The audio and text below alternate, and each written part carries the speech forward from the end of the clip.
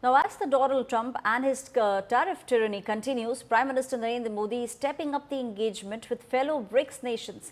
He is all set to very soon meet the Chinese premier at the CSO, that is the Shanghai Cooperation Organization. Now, this is a summit that will take place. Now, this is also seen as a step forward towards pushing back against the bully that is Donald Trump.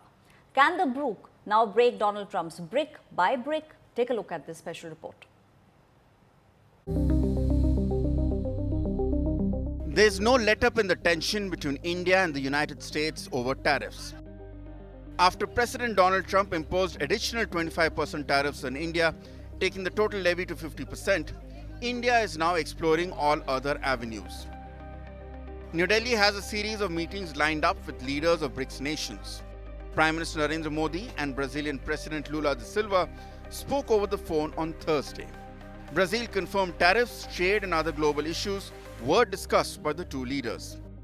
Trump, incidentally, has imposed the highest US tariffs in the world on India and Brazil at 50% each. Você sabe por que eu entrei no sindicato? Porque trabalhador sozinho. What President Trump is doing is tacit. He wants to dismantle multilateralism, where agreements are made collectively within institutions, and replace it with unilateralism, where he negotiates one-on-one with other countries. Coletivamente. I just want to warn Trump that tariffs will not lead anywhere. Things will become more expensive for the Brazilian people. Things will become more expensive for the American people. Things will become more expensive for the world. Em que ele negocia sozinho com outro país. Trata-se da mais alta distinção. Brazil's open support for India comes just ahead of the Prime Minister's visit to China for the Shanghai Cooperation Organization Summit. The PM is also likely to hold bilateral ties with Chinese President Xi Jinping. Meanwhile, National Security Advisor Ajit Doval met Russian President Vladimir Putin on Thursday. President Putin himself is expected to visit India sometime this year. These developments come at a time when Trump has said that he wants the dispute over tariffs resolved. Do you expect increased trade negotiations, since you've announced the 50% tariff? No, not until we get it resolved. And it's been reported that Indian Prime Minister Modi is set to visit China for the first time in 7 years. And Chinese Foreign Minister Wang Yi has criticized the US tariffs imposed on countries including Brazil and India. So are you concerned that China and other BRICS countries are trying to take the lead in organizing a kind of pushback against US trade measures? Well, what I can say in terms of India is the president has been very clear in terms of the concerns he has regarding the trade imbalance, regarding the concerns he has when it comes to the purchase of Russian oil. As the trade war rages on, the BRICS bloc is resisting Trump's unreasonable tariff tyranny. Bureau Report, India Today. Now, amid the Donald Trump tariff war, India has reiterated that the world is looking up to India. Amid all the escalating global tensions, including the US decision to impose a 50% tariff on Indian goods over New Delhi's continuous purchase of the Russian oil, Union Minister Piyush Goyal, who spoke at Business Today at India at 100 Summit, asserted that India's growing dominance in the world is very real. He spoke about India's role in reforming global trade. He also said that India is the fastest growing economy in the world and several nations are very much willing to engage in India with trade. He further went on to claim that India will export more than it did last year. Sources also told India Today no decision has been taken to cancel the defense deal with Washington and a status quo on defense procurement is being maintained at the moment. प्रधानमंत्री ये कहते हैं कि जब भी कोई उन्हें पत्थर मारता है तो वो उस पत्थर को पायदान बना देते हैं और आगे ऊपर चढ़ते हैं। इस समय जो भारत को पत्थर मारे जा रहे हैं उसको आप किस रूप में देखते हैं? क्योंकि let's talk about three big developments where you are like a man on a mission. You've concluded a deal with the United Kingdom. You're concluding a deal with the European Union, and you recently said it's so near and yet so far. And of course, there is the United States of America, 25% plus 25% imposed. How do you look at आपदा में अवसर here? पहली बात तो मुझे तो कोई पत्थर दिख नहीं रहे हैं ऐसे हमारे सामने. मुझे लगता है कि देश का मनोबल भी बहुत ऊंचा है, बहुत प्रबल है और देश में सामर्थ्य भी बहुत है.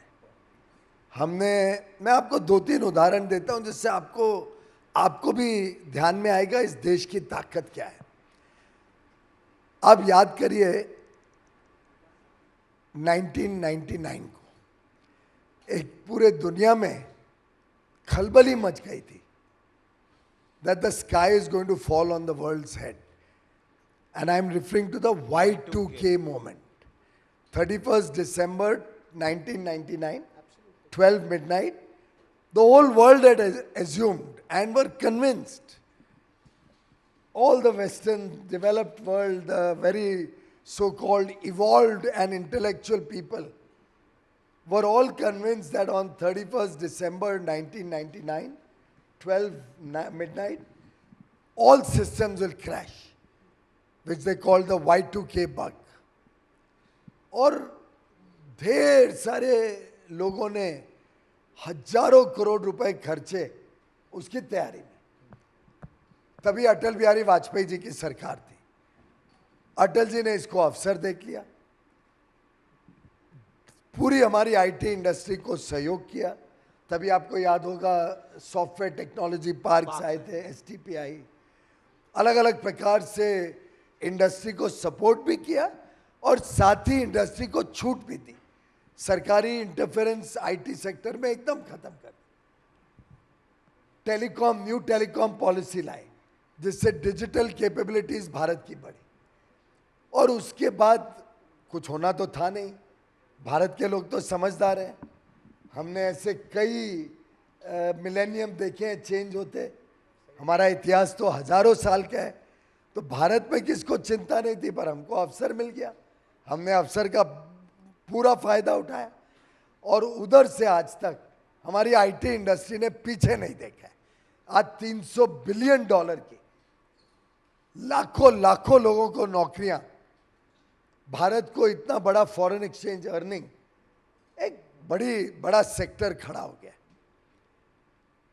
इसी प्रकार से कोविड को देख लीजिए। कोविड में भी तो दुनिया ने भारत को राइट ऑफ कर लिया था। कई लोग तो सोचते थे यहाँ भुखमरी से ही लोग मर जाएंगे। कई लोगों को था कि यहाँ पे तो वैक्सीनेशन संभव ही नहीं है। $30 का एक वैक्सीन था, $30, और वो भी हम जब खरीदने को तैयार थे तो दे नहीं रहे थे। बोलते हैं कि एक्सपोर्ट कंट्रोल्स नहीं थे, लेकिन इनडायरेक्टली रेगुलेशन से वो अपने आपस में ही, अमीर देश आपस में ही बांट रहे थे। भारत में इतना सामर्थ्य था कि ना सिर्फ हमने वैक्सीन अपने खुद का बनाया, उसकी मैन्युफैक्चरिंग यहाँ पे की, उसका शोध यहाँ पे किया, नवाचार इनोवेशन यहाँ किया। और मैंने तो भारत बायोटेक का वैक्सीन लिया। माय वाइफ टोल्ड मी कि मेरे बच्चे भी और मेरे पेरेंट्स भी, दोनों ने बचपन से भारत बायोटेक के वैक्सीन यूज़ किए, तो हम भी वही लेंगे। तो भारतीय है, अपने भारत के खुद का शान है। और हमने भारत का ही सिर्फ नहीं 250 करोड़ वैक्सीन लगाए मुफ्त में। दुनिया के 100 से अधिक देशों को मुफ्त में वैक्सीन दिया। गरीब देशों को जिनको और कोई वैक्सीन नहीं दे रहा था, भारत ने दिया। दुनिया में लोग, और ये मैं आई विटनेस अकाउंट्स बता रहा हूं, न्यूयॉर्क जैसे शहर में डिपार्टमेंट स्टोर्स वैंडलाइज हो रहे थे। यूरोप के कई देशों में सड़कों के ऊपर शव पड़े हुए दिखाई देते। भारत में एक व्यक्ति भूखमरी के कारण नहीं गया। Not one death due to starvation in the worst pandemic the world had ever seen. And every state has confirmed this in writing to me. Not one person has died because of starvation. 80 crore people got twice the ration, which means trains ran continuously, which means logistic systems ran, which means our farmers produced. आखिर हम आत्मनिर्भर बने हमारे किसानों के, अन्नदाता के सामर्थ्य के ऊपर, which means electricity was available round the clock. क्योंकि our trains are now running on electricity, 95%, almost 90-95%. If electricity companies ran, the coal mines ran. keeping social distancing and all the COVID protocols, Right. we converted COVID to an opportunity. तो जितनी आपदाएं आप लोग को दिखती हैं, उनको सबको ले आइए भारत में. भारत एक प्रकार से सीता मैया की तरह और अच्छी तरीके से उभर के कोई अग्नि परीक्षा हो जाए, भारत इसमें विनर ही निकलेगा.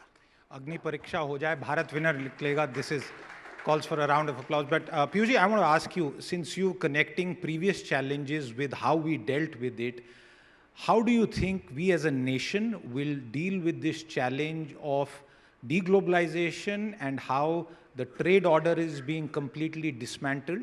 And what do you think is the playbook going to be? How are you going to tackle this, including these penal tariffs on India imposed by the US? I don't see any deglobalization. I see countries restructuring their trade routes and their trade partners.